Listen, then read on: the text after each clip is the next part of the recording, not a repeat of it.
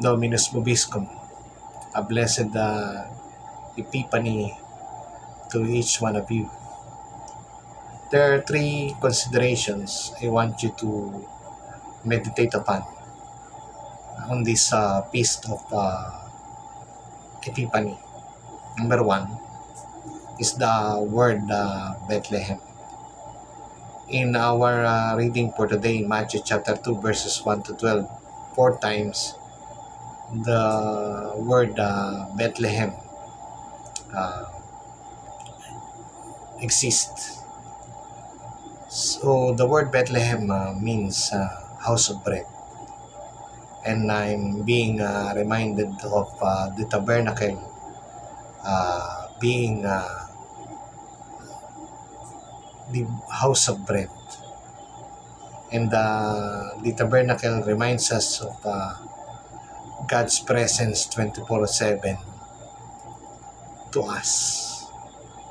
Now my question is, are we present with Him? Jesus is truly present with us in the Blessed Sacrament, but are we present with Him? Remember, in the past Advent season, we talk about two preparations that we have to do in the Advent. First is the second coming of Christ, and the second is the past commemoration of His first coming. The Christmas season is actually a celebration of the second coming of Christ.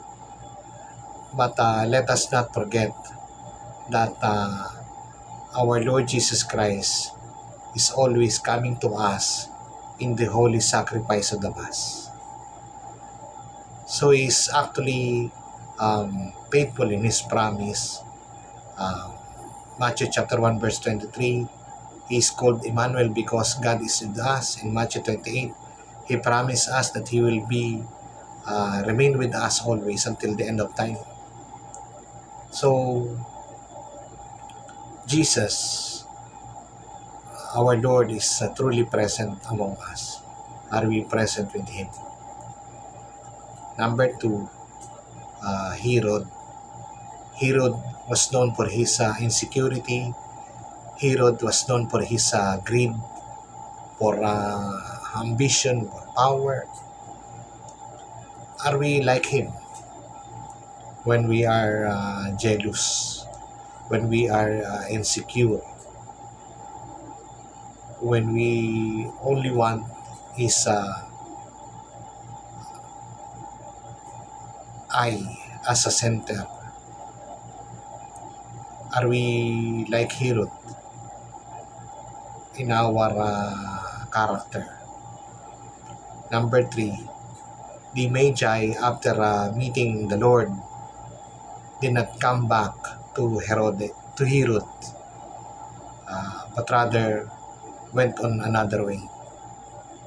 My question is, after meeting the Lord Jesus Christ in this Christmas season, are we going back to our old ways, or are we now pursuing a different direction? Remember, in the Old Testament, when Moses encountered the Lord in Mount Sinai, he went back from the mountain radiating in brilliance. Do we have same experience after meeting the Lord Jesus Christ in this Christmas season? Do we have now this holiness, radiance of Christ? Or are we going back now to our own old sinful lifestyle? Amen. And I bless you in nomine Patris et Filii et Spiritui Sancti.